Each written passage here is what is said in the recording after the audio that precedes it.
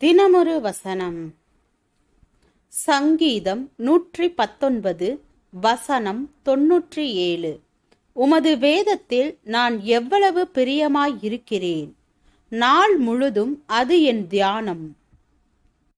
அமெரிக்காவில் பிரபலமானதும் அங்குள்ளவர்களால் மிகவும் விரும்பி சாப்பிடப்படுகின்றதுமான சில உணவு வகைகளை நான் சாப்பிட்ட போது எனக்கு அது விசேஷ சுவையின்றி சப்பென்று இருந்தது.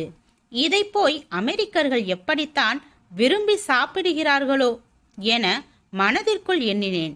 ஆனால் இந்திய முறை காரசார உணவு வகைகளில் பழகிப்போன என் நாவுக்கு தான் அவை சுவையற்றவையே அன்றி அமெரிக்கர்களின் நாவுக்கு அவை சுவையானவைகள்தான். சுவை உணருவதில் எல்லா நாவுகளும் ஒன்று போல இருப்பது இல்லை. அதுபோல தேவன் அருளிய வேத வசனங்கள் என்ற உணவு தேனிலும் மதுரமானது என்று தாவீது கூறினான். ஆனால் வேதம் அநேகருக்கு சலிப்பான ஒரு புத்தகமே. அநேகர் வேதம் படிப்பதை ஒரு கடமையாக செய்கின்றார்களே அன்றி அவர்கள் அதனால் எந்த விசேஷ சுவையையும் உணரவில்லை. ஏனென்றால் வேதம் என்பது ஆவிக்குரியவர்களுக்கு மட்டுமே சுவையாயிருக்கும். ஆவிக்குரியவர்களின் இருதயத்திற்குத்தான் அது பரவசமானதும் மகிழ்ச்சியானதுமாக இருக்கும்.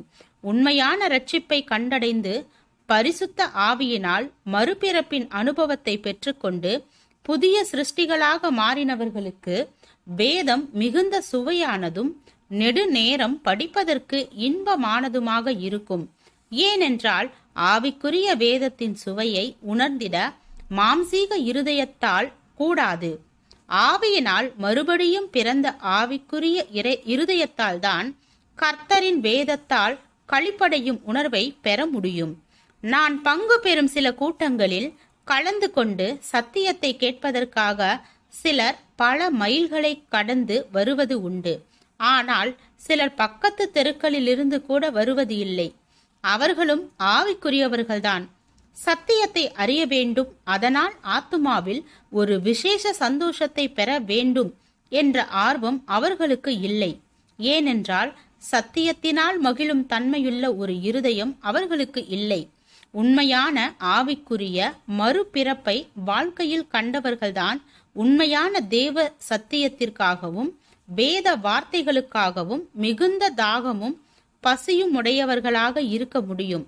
தேவனால் பிறந்தவர்கள்தான் தேவனுடைய வார்த்தைகளை விரும்பி கேட்க இயலும். ஜெபம். தேவனுக்கு ஸ்தோத்திரம். தேவனே, நாங்கள் எங்களுடைய வாழ்க்கையில் உண்மையான மனம் திரும்புதலை பெற்ற மனிதனாக வாழ கிருபை பாராட்டும். ஆமென்.